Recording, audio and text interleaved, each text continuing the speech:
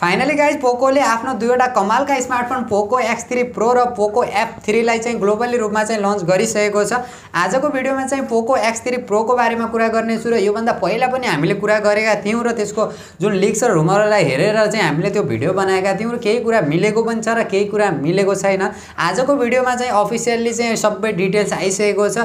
आज यसैको feature specification के कस्ता रहेका छन् र हामीले नेपाली बजारमा कहिलेसम्म देख्न सकिनेछ र नेपाली बजारमा चाहिँ के कति प्राइस चाहिँ हामीले देख्न सकिनेछ सम्पूर्ण जानकारी दिनेछु र भिडियो अन्तिमसम्म हेरेर जानकारी लिनु होला। पोको X3 प्रो को बारेमा कुरा गर्ने हो भने ओभरअल डिजाइन डिस्प्ले त सेम टु सेम पोको X3 जस्तै नै रहेको छ। यो भन्दा पहिला चाहिँ हामीले पोको X3 NFC देख्न मिलेको थियो, सेम त्यस्तै नै रहेको छ, जो 6.67 इन्चको फुल HD plus IPS LCD display देख्न सकिन्छ, जसमा चाहिँ 120 हर्ट्ज को रिफ्रेश रेट देख्न सकिन्छ। यहाँनिर चाहिँ एकदमै इन्ट्रेस्टिङ कुरा रहेको छ, जो कोर्निङ गोरिल्ला ग्लास 6 को प्रोटेक्सन देख्न सकिन्छ, एकदमै राम्रो कुरा। तर ओभरअलमा डिस्प्ले डिजाइन र बिल्ड क्वालिटी को बारेमा कुरा गर्ने हो भने सेम टु सेम पोको X3 को जस्तै नै हामीले देख्न मिलेको छ। तर हल्का यसलाई अपग्रेड चाहिँ गर्नुपर्ने जस्तो चाहिँ मलाई लागेको छ। सुपर एमुलेट डिस्प्ले या त emulate display 60 hertz refresh rate या 90 हर्ट्ज रिफ्रेश रेटका साथ चाहिँ दिएको भए पनि एकदमै राम्रो हुन्थ्यो। र अपरेटिङ सिस्टमको कुरा गर्ने हो भने चाहिँ एन्ड्रोइड 11 MIUI 12 का साथ देख्न सकिन्छ। र प्रोसेसरको बारेमा कुरा गर्ने हो भने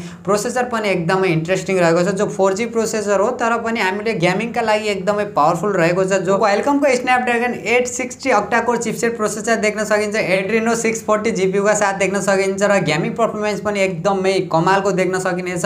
प्राइजिङलाई हेर्ने हो भने जुन प्राइजमा लन्च हुने भनिएको छ या ग्लोबली मार्केटमा लन्च भएको छ त्यो प्राइजमा चाहिँ एकदमै पावरफुल गेमिङ स्मार्टफोन चाहिँ भन्न रुचाउँछु। यो भन्दा पहिला पनि पोको X3 NFC पनि एकदमै पावरफुल गेमिङ स्मार्टफोन रहेको थियो। प्राइजिङलाई हेर्ने हो भने जुन प्राइजमा लन्च भएको थियो त्यो प्राइस सेगमेन्टमा चाहिँ सबैभन्दा पावरफुल स्मार्टफोन रहेको छ, स्पेशली गेमिङका लागि। र यो पनि स्पेशली कम्पनीले गेमिङका लागि चाहिँ टार्गेट गरेर बनाएको छ, एकदमै राम्रो रहेको छ। र क्यामेराको कुरा गर्ने हो भने पछाडिपट्टि चारवटा क्यामेरा देख्न सकिन्छ, जो मेन क्यामेरा 48 मेगापिक्सल हो सोनीको सेन्सर, र सेकेन्ड क्यामेरा 8 मेगापिक्सल, र थर्ड र फोर्थ क्यामेरा भने 22 मेगापिक्सल, एउटा डीप सेन्सर र एउटा माइक्रो सेन्सर देख्न सकिन्छ। र यसको जुन अगाडिपट्टि सेल्फी क्यामेरा पनि 20 मेगापिक्सलको फ्रन्ट क्यामेरा देख्न सकिन्छ। प्राइजिङलाई हेर्ने हो भने त्यस्तो खासै इन्ट्रेस्टिङ चाहिँ क्यामेरालाई लिएर त्यस्तो छैन, किनभने कम्पनीले स्पेशली गेमिङलाई फोकस गरेको छ र क्यामेरा पनि एकदमै डिसेन्ट मान्नुपर्छ, त्यस्तो राम्रो पनि भन्न मिल्दैन र त्यस्तो नराम्रो पनि रहेको छैन। ब्याट्रीको कुरा गर्ने हो भने 5160 mAh को ब्याट्री रहेको छ, 33 वाटको fast charger, USB Type-C port देख्न सकिन्छ। अदर फिचरहरूको बारेमा कुरा गर्ने हो भने 3.5 mm को हेडफोन ज्याक देख्न सकिन्छ, फिंगरप्रिन्ट सेन्सर देख्न सकिन्छ, फेस अनलक सेन्सर र टोटली जे जति फिचरहरू रहेका छन् सबै हामीले देख्न मिल्छ। र स्टोरेज र र्यामको बारेमा कुरा गर्ने हो भने LPDDR4X र्याम र UFS 3.1 को स्टोरेजका साथ चाहिँ हामीले देख्न सकिन्छ, जसमा चाहिँ हामीले दुईवटा भेरिएन्ट चाहिँ ग्लोबली रूपमा लन्च भएको छ, जो 6GB प्लस 128GB र 8GB प्लस 256GB स्टोरेजका साथ चाहिँ हामीले देख्न मिलेको छ। र प्राइजिङको बारेमा कुरा गर्ने हो भने एकदमै इन्ट्रेस्टिङ प्राइजमा चाहिँ हामीले देख्न मिल्नेछ हाम्रो नेपाली बजारमा, र ग्लोबली रूपमा पनि एकदमै कमालको जुन प्राइजमा चाहिँ लन्च भएको छ, जो 6GB प्लस 128GB को भने जुन हामीले पोको X3 जुन प्राइजमा हामीले नेपाली बजारमा देखिन मिलेको थियो त्यही सेम प्राइजमा नै हामीले पोको X3 प्रो लाई पनि देख्न मिल्नेछ, जो 6GB प्लस 128GB को भने 35 देखि 40,000 को बीचमा हामीले नेपाली बजारमा देख्न मिल्नेछ भने, जो 8GB प्लस 256GB को भने 45 देखि 50,000 को बीचमा नै हामीले यो स्मार्टफोनलाई देख्न मिल्नेछ। पोको X3 प्रो को ओभरअल डिजाइन फिचर र स्पेसिफिकेसनलाई हेर्ने हो भने एकदमै राम्रो प्राइजमा चाहिँ ग्लोबली रूपमा लन्च भएको हो। यसको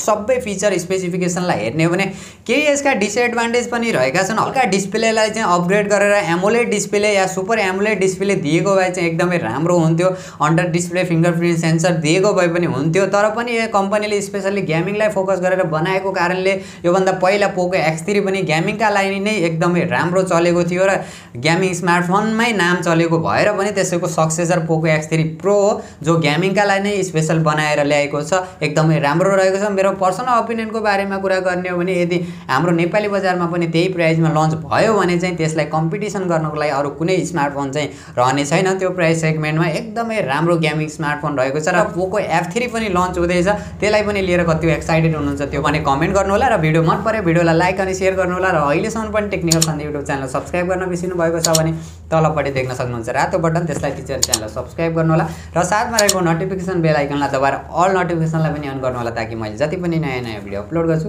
सबैभन्दा पहिला नोटिफिकेसन हजुरलाई मिल्नेछ।